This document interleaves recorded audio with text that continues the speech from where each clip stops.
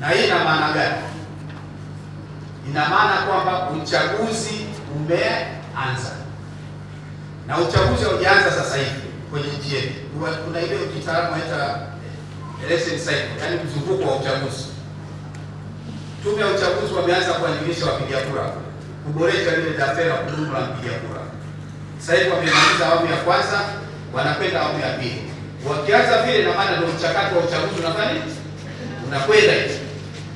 Na sasa hivi vyama vya siasa ndio mnateua wagombea. Maana yake nini? Maana yake mchakato sio umeanza, unashika kasi. Karibu tunaelekea sasa, aliposema Mheshimiwa Katibu Mkuu wa AFP Rai, karibu tunakwenda kuwapata wagombea sasa mwezi wa 8 nadhani wateuliwa na tume.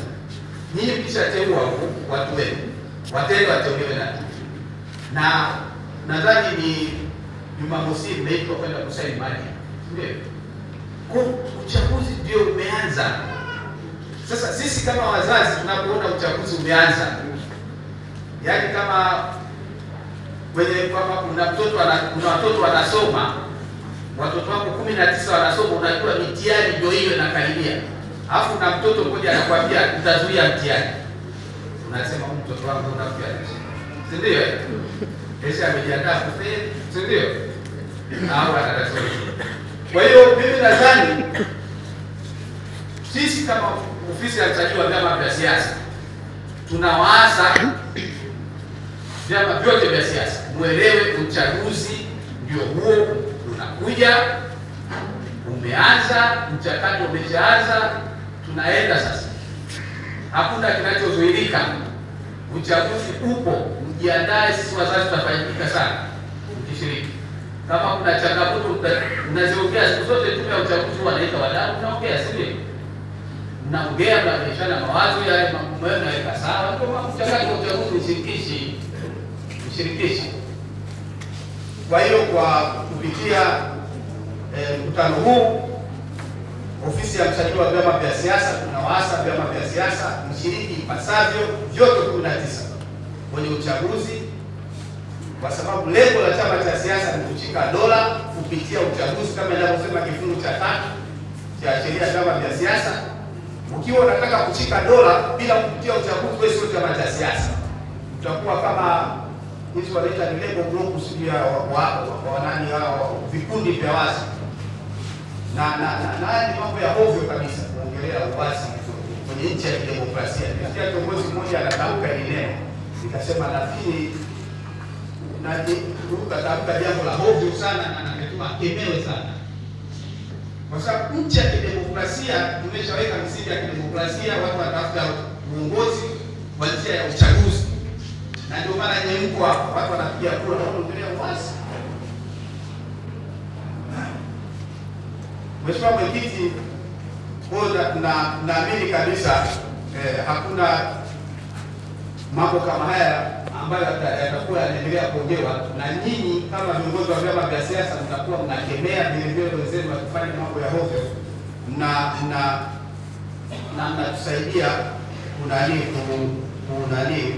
kuhakikisha kwamba uchaguzi wetu unakuwa na amani na utulivu. Kwa sababu Mheshimiwa Mwenyekiti, ukiangalia ile wimbo wa taifa umesisitiza mambo kama manne. Ukiusikiliza kuna neno uhuru, hekima, umoja, amani. Ina maana haya mambo yanasisitizwa muda wote, na hasa kipindi cha uchaguzi. Watu waongelea hapa, tusikizane swala la amani. Kwa hiyo naomba twende pamoja tusikize swala la amani. Kwa swala lingine nimeongelewa hapa, mmemwalika mkuu wa TGNP, masuala ya haki za wanawake, hata katika siasa kuwapa nafasi ya kugombea. TGNP mmewaalika, waliwasaidieni TGNP na WiLDAF kutengeneza sera za jinsia. Kwa hiyo tunaomba sana katika mnapofanya hizi nafasi zenu za kuteua wagombea urais, wagombea ubunge, wagombea udiwani, mfikirie sana kuwapa nafasi za kutosha kwa kina mama, kwa sababu kutokana na historia yetu kutokana na historia yetu na hali halisi ya mila na desturi, wakina mama wako nyuma.